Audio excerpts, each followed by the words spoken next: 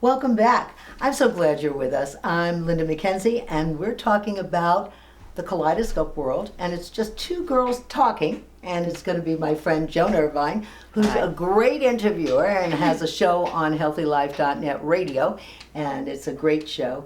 And we're just going to talk a little bit about the Kaleidoscope World, the book and the record.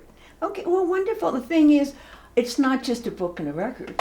You're working with kids. You're going to be helping their lives.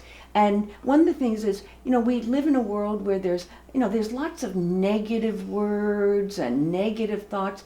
What does that do? What impact does that have on the kids? And what does the Kaleidoscope help with? Okay, well, here it is. There's Babbling Barbara. Now, Babbling Barbara used to be my partner in my vitamin company when I was president of a dietary supplement manufacturing company. And she would do negative words. So Babbling Barbara in the book says, no, won't, shouldn't, couldn't, no, can't, wouldn't, couldn't. Negative words are just not right. Anyway, so she does nothing but do negative words, negative words, negative words. Now, let's just think about that. If you say, no, won't, shouldn't, couldn't, wouldn't. Okay, now what if you said, yes, can, will, could, should? Mm-hmm. How does that make you feel? Much better. Right, because positive always overcomes negative in the long run. And so what happens is if we can get kids to shift over to the positive quicker, then they're less likely to stay negative and get into depression and into mental problems. But the other thing that is really good is that, the positive is such a not a Pollyanna positive where it's, I'm going to say yes about everything. Mm-hmm. I do, but I mean, not everybody can. But the thing is that negative words stop possibilities, and positive words open up possibilities, right? So when you can't, no, won't, couldn't, shouldn't, can't, that's cutting it off, Oh, yeah. Whereas will, could, would, that opens up the possibilities. So what happens is in the book, they teach Babbling Barbara, negative words are just not right to help to make your future bright. All they do is cause you fright, but Babbling Barbara babbles all the time. And so if we can get them to do that, it actually enacts some universal energetic laws. Okay, and this is just little spiritual laws on energy, and one of those laws is like attracts like. Mm-hmm. So when it's not the only one, there's 21 of them, 21 sub-laws and 12 universal laws, there's a whole bunch of them, and I don't know them all.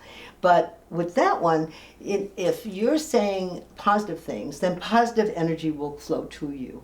And if you're saying negative, then negative energy will flow through you. So it's very interesting how words have power, and even thoughts have power.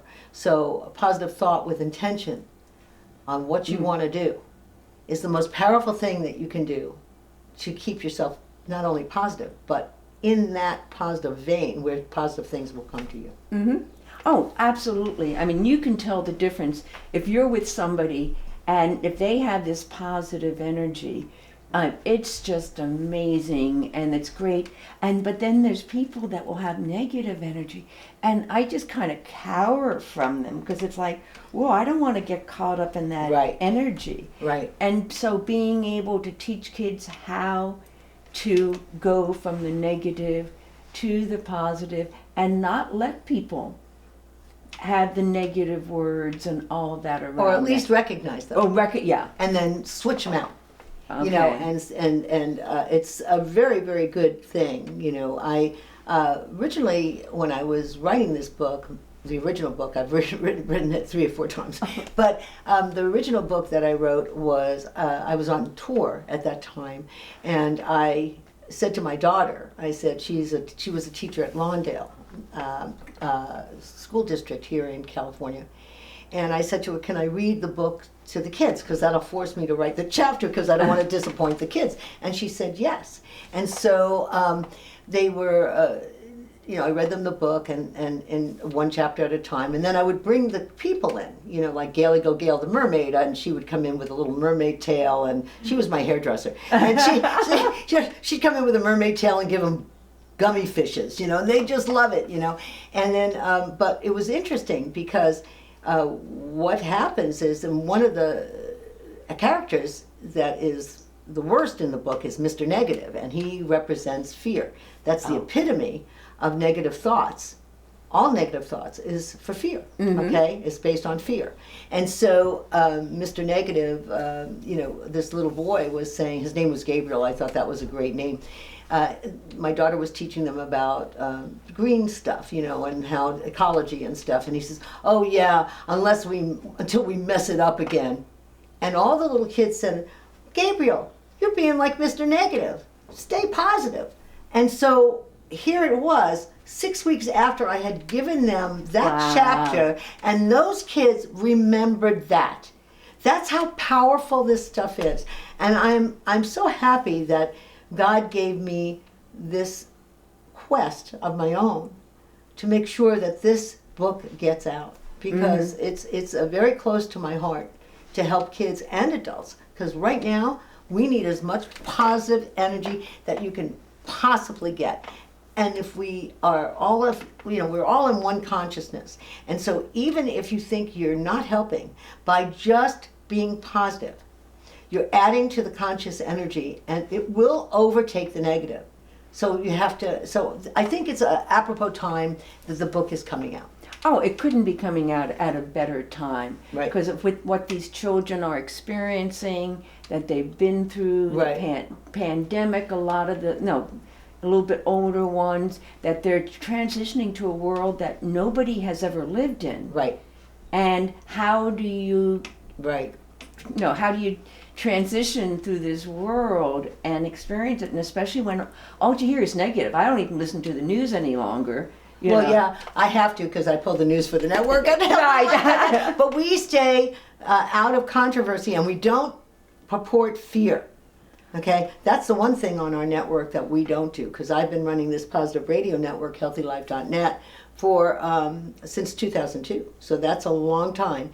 And our news show is really premium, because we do give you news, and we also give you natural health news, which you don't usually get anywhere else. But that's another show. Let's talk a little bit about Mr. Negative.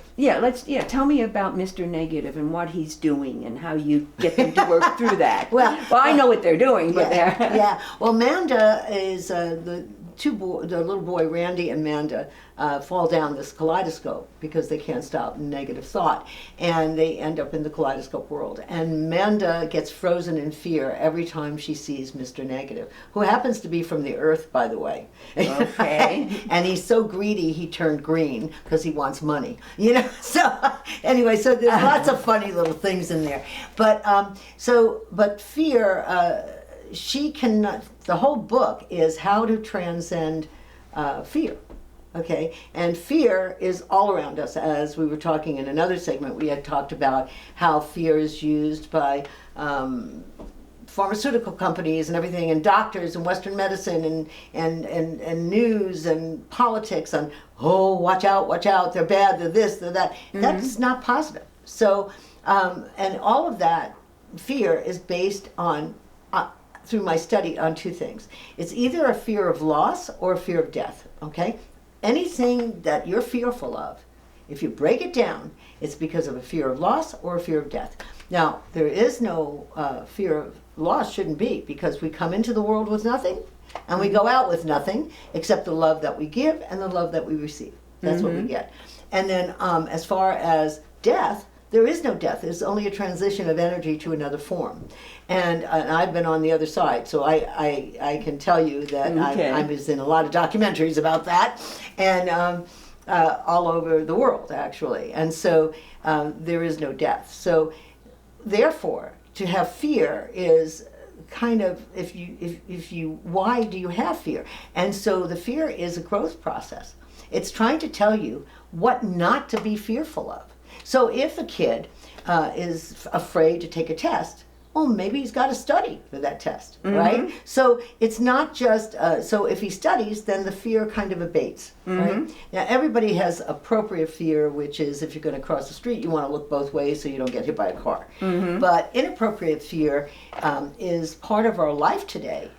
And so we want to make sure that, we get rid of fear as fast as we can. Then make so in the songs, there's a song called Fear is My Friend. And in the end, it teaches me how to be free. Okay? Oh. Yeah, it's a really great song, and it's one of my favorites. And I sang it in my TV show that I did last year. And a cappella, which I'm not sure, but that's okay. The words are there, I can tell you that. And so anyway, so the one good thing is that fear, if you don't have fear, then nobody can control you. So think about it. If they're telling you all this stuff in the news and you're going, I don't think so. Or, oh, you got to take this and do that, otherwise you're going to die. I don't think so. And it doesn't mean that you're stupid. It means that you can transcend that fear. You go ahead and research the stuff, understand what it is, and then just transcend that fear. And that's what this book does the most, is how to stay positive, how to transcend fear so people can cope and thrive. Oh, that's wonderful. That's exactly what is so needed. Right. And people say, with fear, it just shuts people down. And if you just get through the fear, the whole world is opened up to you. Exactly. And, because so many people go, oh, well, I'd be afraid to do that. And it's like, you go, yeah, I'm afraid, but guess what? I'm going to do it, Sometimes, you get worried about things, and worry is such a useless emotion. It doesn't get you to go anywhere. It's not forward, no back, you're just worrying. So what's the point? But, in my world, growing up with my mother, who is Scary Mary McFerry, a thing for another time, but, she was always worried about money. And she came through that depression, the deep depression and stuff, and that was typical back then, and she put that in me. And I remember going to my hypnotherapist, and I said, can you hypnotize me and get rid of worrying? He goes, no. And I said, what? And he goes, no. He goes, that's part of your psyche. He goes, but what I can do is hypnotize you to understand when you're in it so that you can divert your thought process and not get into the worry. So now, if I worry about money, I go out and spend money. Oh, yeah. Okay. I don't spend a lot. I just might buy a lipstick or I might buy something. But whenever I fear that I'm not going to have enough, I go and spend money. Oh, interesting. Not a lot, but a little. Yeah. Okay. So, because that keeps the energy moving. Money is only a vehicle to get where we need to go. It doesn't have any presence or any importance. It's just the vehicle. So. Oh no, that's really interesting, and that's to get them, so that they don't worry. Right. Or they transcend worrying. They transcend fear, and you're giving them the tools. Right. To learn what it is that they're fearing, they can figure it out. Anyway, that's what we have, and I want to say thank you to everybody. I think it's about time for a break here, and we'll catch you next time.